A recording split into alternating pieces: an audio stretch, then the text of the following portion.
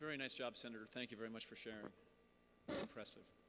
And now it's my privilege and honor to introduce Representative Steve Kulik.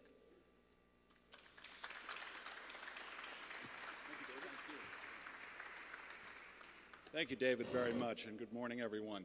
This is a great gathering, and it's been a pleasure to watch this event become an annual one at the State House and to see it grow, move from one end of the State House to the other over the last few years, starting in Nurses Hall, and last year we were out at the Grand Staircase, and now here we are in the Great Hall. I'm not sure if there's any room further that way, but this is a great day to have it here. As has been mentioned by previous speakers, it seems so appropriate that we're here on the same day that the Supreme Court has ruled on the Affordable Care Act. And I know Dr. Stern has many connections in Washington. Perhaps she had done something to arrange that, figure out what the decision was going to be and what the timing should be.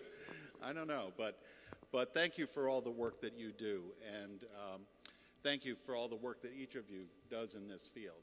I think the words that have been mentioned most frequently this morning are education, awareness, and advocacy. And they certainly are the hallmarks of this movement to raise awareness of prostate cancer, of early detection, of how it can be successfully treated. And I think back 10 years ago when I was diagnosed and treated, and the world has moved so far in those 10 years that it's kind of scary for me. And I know it can be frustrating for many of us who are diagnosed with prostate cancer and go through this period of figuring out how serious it is and what the uncertainties are and the many treatment options.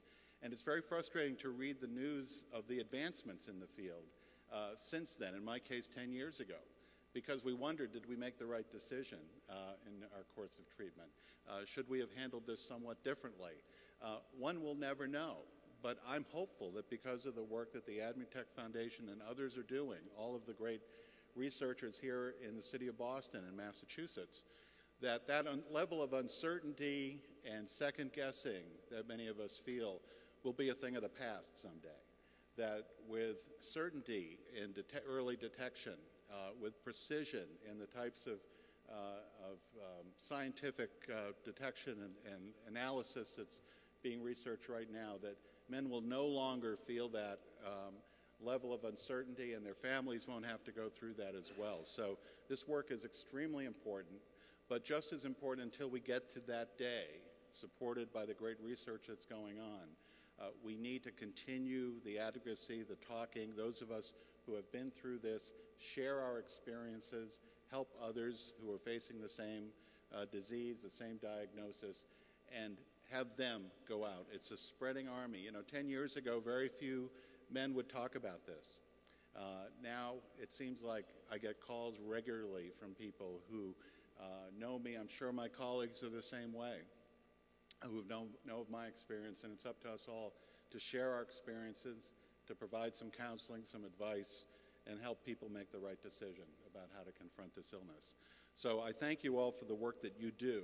I thank Dr. Stern especially for the work she's doing.